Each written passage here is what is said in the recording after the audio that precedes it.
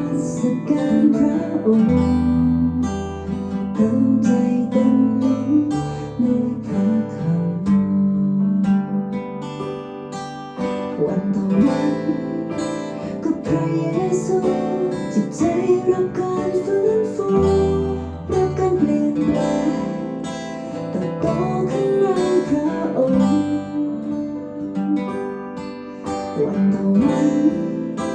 ท่านตามพระทัยอยู่เพื่อรับใช้พระองค์ให้ทุกสิ่งที่ข้าทำถวายพระเกียรติ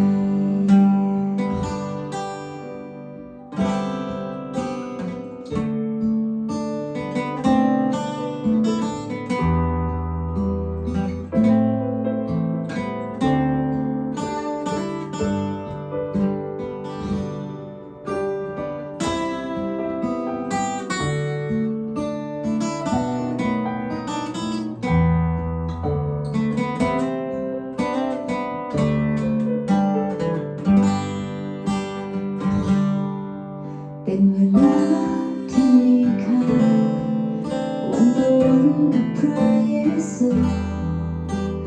ผู้ที่ข้ารักและเชิดชูได้ใกล้ชิดและอธิษฐานนมัสการพระองค์เต็มใจเต็มล้นด้วยพระคำวันต่อวันก็พระเยซูจิตใจรับการฟื้นฟูรับการเปลี่ยนแปลงเติบโตขึ้นในพระองค์วันต่อวันท่านตามพระทัยอยู่เพื่อรับใช้พระองค์ให้ทุกสิ่งที่ข้าทำถวายพระเกียรติวันต่อวันก็พระเยซูจิตใจรับการฟื้นฟูรับการเปลี่ยนแปลงเติบโตขึ้นในพระองค์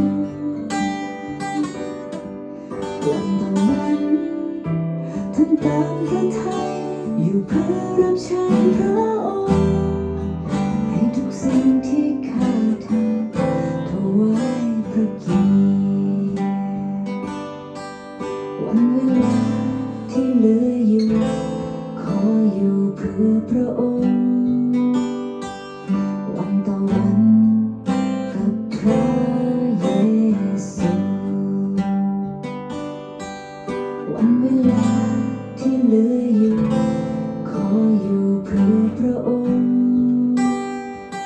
วันต่อวันกับพระเยซู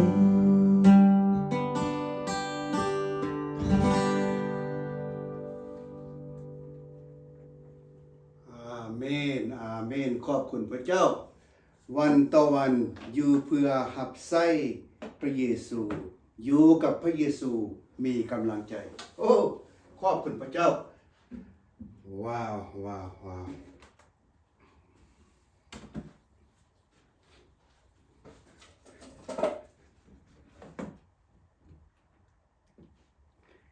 สบายดีพี่น้องที่รักแพงขององค์พระผู้เป็นเจ้าตอนเช้ามื้อนี้ข้าพเจ้าได้มีโอกาสมาเว้าพระธรรมนี่เพราะมื้อแลงนี้จะได้เดินทางไปรับใช้พระเจ้าอยู่ประเทศไทยแต่ก็บ่แน่ใจเพราะว่าเอกสารมีบางอย่างบ่ถูกต้อง 100% ดังนั้นอ้อนวอนพระข้าพเจ้าด้วยคันถ้าพระเจ้าพอพระทัยให้ไปก็จะไปรับใช้พระเจ้าอยู่ประเทศไทยประมาณ2อาทิตย์แต่ว่าถ้าพระเจ้าให้อยู่ก็ต้องอยู่ดังนั้นคันถ้าว่าได้ไปมื้อนี้อาจจะเป็นมื้อที่เว้าเรื่องพระคัมภีร์พุทธนี้หั่นน่ะเป็นพุทธน่าจะบ่ได้เว้าเพราะอยู่ในประเทศไทยดังนั้นก่อนจะเว้าพระคัมภีร์นำกันนี้ก็เชิญพี่น้องร่วมใจอ้อนวอนข้าพเจ้ากันเนาะก็ I think that let's see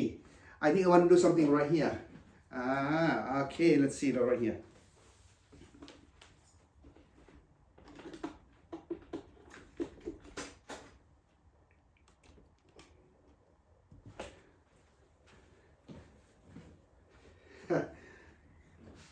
ต้องขอโทษสบายดีป้าสมพิษสบายดีพี่น้องไอ้แซงมันเข้ามาเมื่อกี้ลืมเสียบไมโครโฟน ก็เลยว่าพี่น้องอาจจะบ่ได้ยินเสียงบันไดกับบ่ฮู้จักยังไงก็ดีพี่น้องเมื่อแรงข้าพเจ้าจะไปสนามบินแต่เนิ่นๆไปก่อนหน้านิดนึงบ่วันก่อนหน้านิดนึงจาก 3-4 ชั่วโมงมึงคันถ้าเพิ่นให้ไปก็จะได้ไปฮับไซต์ประเทศไทย2 ทิศแต่ถ้าเพิ่นบ่ให้ไปก็จะอยู่บ้านตามพระเจ้าทรงนำนะพี่น้องเนาะเชิญพี่น้องความใจอ่อนหวานนำข้าพเจ้าข้าแต่พระเจ้าพระบิดาข้าน้อยขอบพระคุณพระเจ้าที่ให้ข้าน้อยได้มีโอกาสรับใช้เวียกงานพระเจ้าโดยการเว้าว่าพระธรรมของพระเจ้า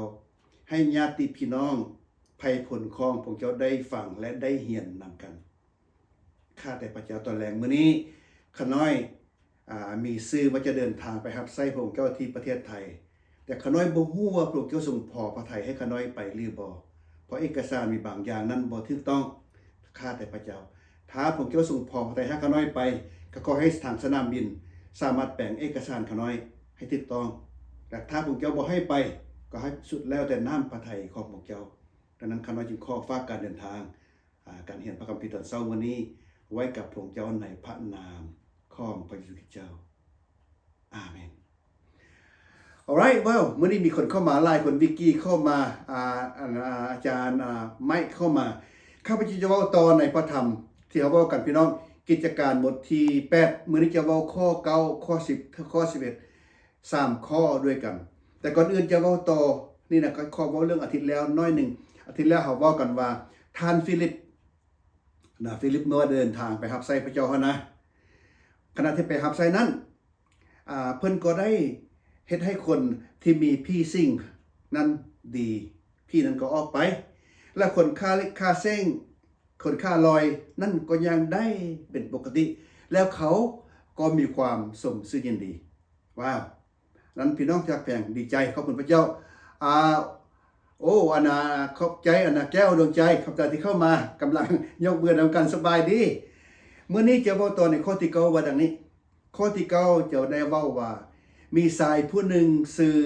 อยู่ในเมืองนั้นนะแต่ก่อนชายคนนั้นซื้อว่ามีชายผู้หนึ่งอยู่ในเมืองนั้นแต่ก่อนเราเป็นเป็นหม้อเวทมนต์คาถาเคยเฮ็ดให้ไทยเมืองว่าไทยเมืองเขาไทยเมืองเว้าเนาะไทยเมืองนาซาเรียงึดง้ออัศจรรย์ใจและอวดอ้างว่าตนเองเป็นผู้สำคัญผู้นี้ซื้อผู้นี้นะซื้อเราว่าซีโมนหรือว่าไซมอนคิดว่าให้ผู้อื่นมาอัศจรรย์ใจข้อที่10ว่าดังนี้ว่าต่อฝ่ายคนต่างปวงผู้น้อยและผู้ใหญ่ก็สนใจฟังคนนั้นแล้วเว้าว่าอุ้ยผู้นี้แหละเป็นอานุภาพของพระเจ้าซึ่งเอิ้นว่ามหิทธิฤทธิ์ข้อ11คนทั้งหลายได้สนใจฟังลาวเพราะลาวได้แสดงเวทมนต์คาถาให้คนทั้งหลายได้งึดง้ออัศจรรย์ใจตั้งแต่เฮิ่งมาแล้วพี่น้องที่หักแพงบางทีเรื่องนี้น่ะถ้าจะเว้าเดี๋ยวถ้าจะเว้าถึงคนสมัยนี้และคนอเมริกาอาจจะบ่เข้าใจเรื่องเวทมนต์คาถาแต่จะเว้าถึงพวกเฮาผู้เฒ่าผู้แก่พี่น้องที่มีอายุแก่น่ะเฮาจะฮู้เพราะว่าเฮาเกิดมาอยู่ในนั้นและโดยเฉพาะแล้วคนลาวที่เกิดมาจากลาวอยู่ในประเทศลาวเวลานี้จะเข้าใจเรื่องเวทมนต์คาถานี้ดังนั้นน่ะข้าพเจ้าจะบ่เว้าภาษาอังกฤษหลายเท่าใดเพราะว่าเนื่องจากว่าเขาเจ้าอาจจะบ่เข้าใจในเรื่องนี้อาจจะเว้าภาษาลาวหลายกว่าฉะนั้นฟิลิปลาวได้ประกาศข่าวประเสริฐในข้อที่8นะพี่น้องได้เว้าเรื่องพระเยซู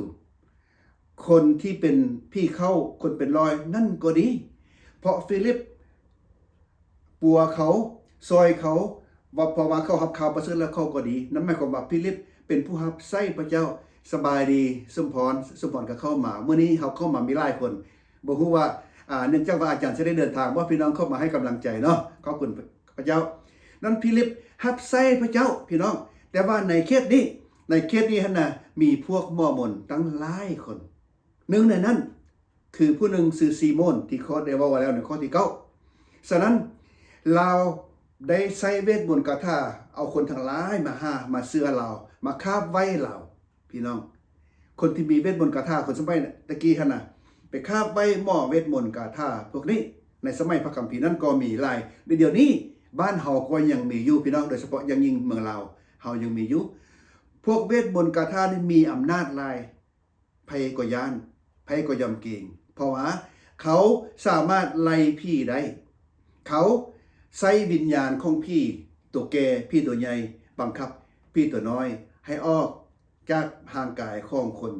ที่พี่น้อยนั้นสิ่งใดดังนั้นท่านน่ะพวกนี้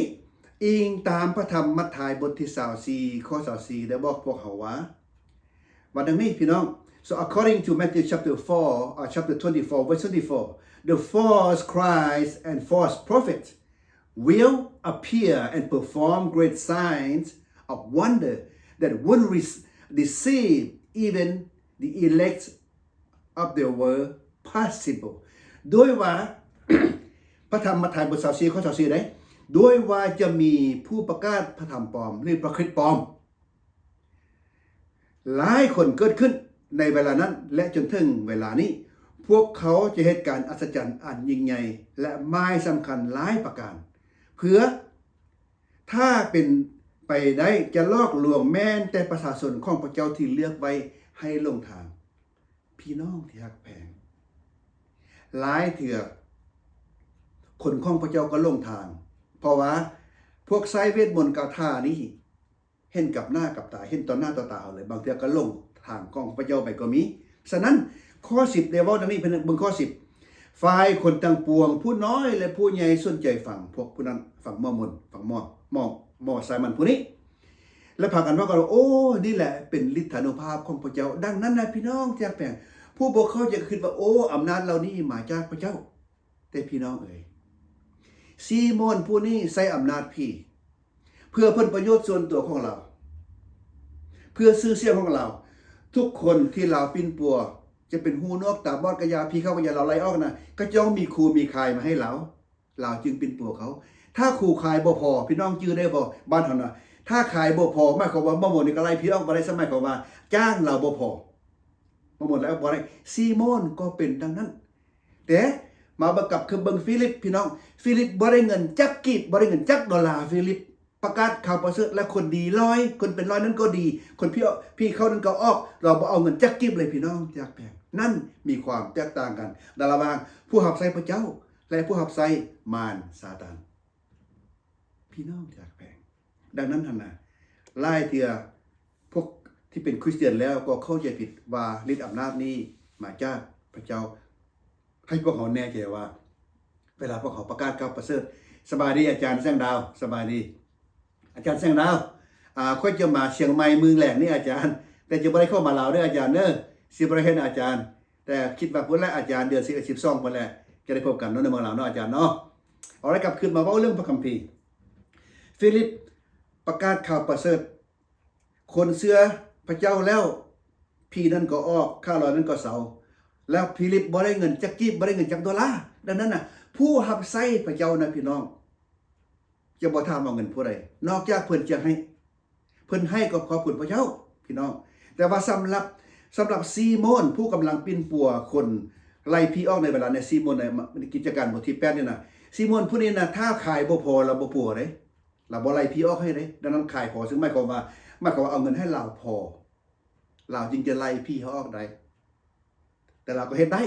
เพราะเราใช้ฤทธิ์อำนาจของพี่ตัวใหญ่ไล่พี่ตัวน้อยแม่นบ่อาจารย์แสงดาวดังนั้นหั่นน่ะผู้รับใช้พระเจ้านี่น่ะรับใช้ฟรีแต่ผู้รับใช้มารซาตานจะต้องเอาเงินดังนั้นน่ะพี่น้องจากแบ่งมีความแตกต่างกันคนเข้าใจผิดคิดว่าซีโมนผู้ใช้เวทมนต์คาถานี่เป็นใช้เวทมนต์คิดว่าซีโมนนี่น่ะผู้ใช้เวทมนต์คาถาผู้พอหมดของพอหมดซะเนาะว่าเป็นฤทธิ์อำนาจของมาจากพระเจ้าเขาจึงตั้งใจฟังเราพี่น้องที่รักแพงเบิ่งไหมถ้าเขาฮู้ว่าอันใดมาจากพระเจ้าแล้วเขาตั้งใจฟังและพี่น้องเด้ถ้ามาบ่พี่น้องตั้งใจฟังบ่ฮู้ว่าคำเว้านั้นมาจากพระเจ้าพวกที่ใช้เวทมนต์คาถาเฮ็ดหลายอย่างเป็นน่าเชื่อถือเรื่องนี้ คนที่มีอายุคนที่เท่าแก่อายุคือข้าพเจ้าแล้วนะพวกเขาก็จะเข้าใจดี แต่พวกหนุ่มน้อย คนลาวพวกเขาก็ตามที่อยู่อเมริกาจะบ่เข้าใจเรื่องเวทมนต์คาถาพี่น้องที่รักแพงแต่คนเมืองลาวยังเข้าใจอยู่เพราะเมืองลาวยังใส่กัน แต่ประเทศอเมริกาคนหนุ่มน้อย และคนอเมริกานี่เขาเจ้าก็ซื้อเรื่องนี้ยากเพราะว่าเขาเจ้าบ่เคยฮู้เขาเจ้าบ่เคยเห็นแต่คนลาวเขาฮู้เรื่องนี้ดี ดังนั้นน่ะพระคัมภีร์ข้อนี้กิจการบทแพทย์ข้อ9ถึงข้อ11นี่น่ะจึงเป็นที่เข้าใจดีสำหรับคนลาวพวกเขาแต่ว่าคนหนุ่มน้อยบ่เข้าใจเพราะว่าอาจารย์แสงดาวยกโป้มาขอบคุณพระเจ้าอาจารย์สุดท้ายอยากเว้าสรุปดังนี้พี่น้องที่รักแพงพวกมอร์มอนเขาจะไปเรียนรู้เฮ็ดทุกอย่างเพื่อแสดงอิทธิฤทธิ์ในการเป็นปัวพญาติแต่เพื่อเขาจะได้เงินมาเลี้ยงปากเลี้ยงท้องมาคุณหางคุณมีแก่เขาแต่ส่วนฟิลิปผู้รับใช้พระเจ้านั่นน่ะก็จะเฮ็ดทุกอย่างเพื่อปินปัวคนให้หายพญาติคนลอยก็เฮ็ดอย่างได้แต่คนเหล่านี้จะใช้ในนามของพระเยซูคริสต์โดยบ่เอาค่าจ้างรางวัลอันใดเลยข้าพเจ้าขอบคุณพระเจ้าที่พี่น้องคริสเตียนเฮาหลายคน